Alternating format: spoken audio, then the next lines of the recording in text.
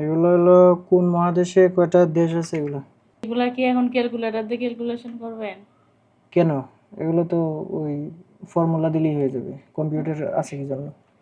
এটাতে দেখা যায় MS ওয়ার্ড, এটা তো এক্সেল না, তাহলে কিভাবে করবেন? হ্যাঁ, এমএস ওয়ার্ড তো।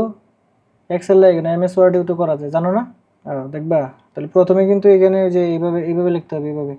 আবার এখানে এই যে উপরের যেগুলো আছে নিকোষ ফন্টের, এই যে এইটা মানে নিকোষে যাওয়ার পরে আর কি কন্ট্রোল অল্টার বি, এই যে এরকম দিলে হবে না কিন্তু, এরকম এরকম দিলে কিন্তু হবে না।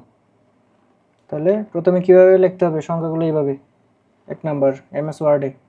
2 নাম্বার হলো এইখানে কার্সরটা রাইখা, যেখানে মনে করো এইখানে হলো আমি করব, এগুলার ক্যালকুলেশন নামাবো। তারপরে কি করব, এই ইয়েতে আসো কিবোর্ডে, এখানে কন্ট্রোলের চাপ দিয়ে F9 এর চাপ দিলে ওইখানে দেখো কি দেখায়, কন্ট্রোল F9 দিলাম, কি দেখাইলো? যেটা আসছে। তারপরে এখানে লিখতে হবে কি, equal to some, keyboard change করো, সাম ব্র্যাকেট, তারপরে এভাব, মানে এভাবে যা আছে সবগুলা। তো এভাব বানানটা যদি ভুল হয় তাহলে কিন্তু আসবে না। এভাব বানানটা দিলাম, আবার ব্র্যাকেটটা কি ক্লোজ করলাম, ক্লোজ হয়েছে। এখন F9 এ চাপ দিলেই হবে, যে F9 এ একটা চাপ দিলাম, এই 196 চলে আসছে।